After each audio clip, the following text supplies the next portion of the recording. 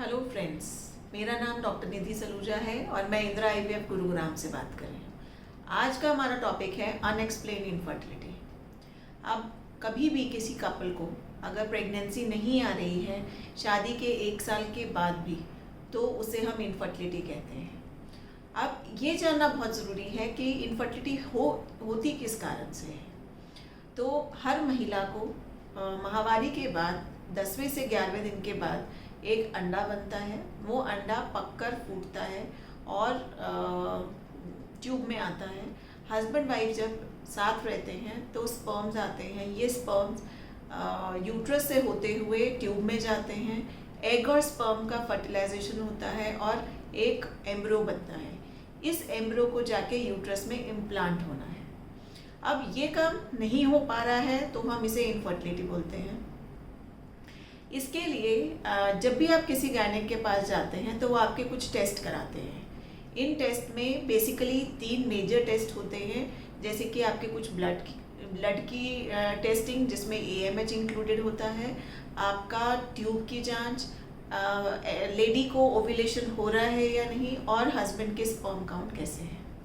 यदि ये सारे टेस्ट नॉर्मल आते हैं तो उसे हम अनएक्सप्लेन इनफर्टिलिटी बोलते हैं। अब अनएक्सप्लेन का मतलब ये है कि हम ये जान नहीं पा रहे हैं कि प्रॉब्लम किस स्टेप पर है, पर इसका मतलब बिल्कुल भी ये नहीं है कि प्रॉब्लम नहीं है।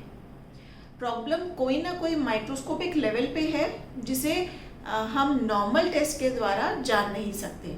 जैसे कि मैंने बताया कि एग रिलीज होना चाहिए, पर एग की रिलीज होने के बाद भी क्या वो ट्यूब में जा पा रहा है, उसकी क्वालिटी कैसी है, एग और स्पर्म ट्यूब में फर्टिलाइजेशन हो पा रही है या नहीं, एम्ब्रो जो बन रहा है उसकी क्वालिटी कैसी है, और अगर वो अच्छा भी है तो वो इम्प्लांट क्यों नहीं हो पा रहा है। तो ये सारे टेस्ट हम नहीं कर सकते। इसलिए कोई भी डॉक्टर आपको ये नहीं बता सकता कि अनएक्सप्लेन इनफर्टिलिटी में बेसिकली प्रॉब्लम किस स्टेप पर है। तो यदि आपका डायग्नोसिस अनएक्सप्लेन इनफर्टिलिटी है तो घबराना नहीं है। बेसिकली इसके 3 स्टेप्स होते हैं। पहला ये कि हम कुछ गायनेकोलॉजिस्ट लैप्रोस्कोपी करते हैं। लैप्रोस्कोपी से ये जाना जाता है कि जो अंदर का ट्यूब है, ओवरीज हैं, क्या वो प्रॉपरली अलाइंड है कि नहीं है, यूट्रस में ऊपर से कोई प्रॉब्लम तो नहीं है, या हिस्ट्रोस्कोपी में से हम ये देख सकते हैं कि यूट्रस के अंदर कोई पॉलिप या फिर फाइब्रोसिस तो नहीं है, एडिनो बच्चेदानी की कोई सूजन तो नहीं है, एंडोमेट्रियोसिस का कंपोनेंट जिसके कारण जो ट्यूब है या ओवरीज हैं वो चिपक जाते हैं और प्रेगनेंसी में दिक्कत आती है, ऐसा कुछ तो नहीं है।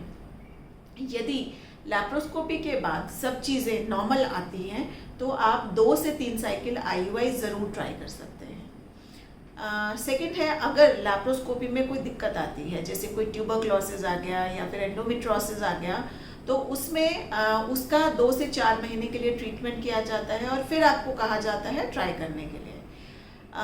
अगर ट्यूब में कोई प्रॉब्लम आती है या अगर आप IUI से कंसीव नहीं कर पाते हैं तो नेक्स्ट स्टेप होता है IVF इनफर्टाइल पेशेंट्स के लिए अनएक्सप्लेन इनफर्टिलिटी में बहुत अच्छा रहता है, क्योंकि जो मैंने आपको बताया कि जो माइक्रोस्कोपिक चीज़ें हैं जिनको हम नॉर्मल तरीके से पता नहीं लगा सकते, हम IVF जब करते हैं तो हम उनका सबको बाहर लैब में करते हैं। यानी हम एग्स को बनाकर बॉडी से बाहर निकाल लेते हैं, जिससे हम ये पता लगा सकते हैं कि जो एग्स बन रहे हैं उनकी क्वालिटी कैसी है।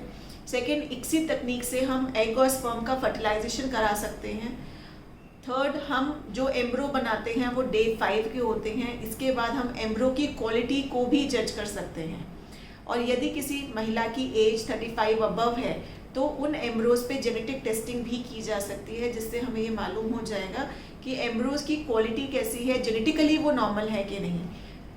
इस तरीके से हमने जितने भी माइक्रोस्कोपिक स्टेप्स थे वो कंप्लीट कर लिए। अब हम जब उन एम्ब्रोज को फ्रीज करके नेक्स्ट मंथ यूट्रस में इम्प्लांट करते हैं तो प्रेगनेंसी के चांसेस बहुत ज़्यादा होते हैं। तो ये देखा गया है कि जब भी हम एक इनफर्टाइल कपल को इवैल्यूएट करते हैं तो अराउंड 30% केसेस ऐसे होते हैं जहां कोई भी कारण समझ में नहीं आता, लेकिन फिर भी पेशेंट कंसीव नहीं कर पा रहा है। तो ऐसे पेशेंट्स को IVF पे जाना चाहिए, और अगर वो IVF पे जाएंगे तो रिजल्ट्स अच्छे रहते हैं। तो इससे संबंधित कोई भी जानकारी के लिए आप हमें कॉल कर सकते हैं या दिए गए नंबर पे बात कर सकते हैं। Thank you.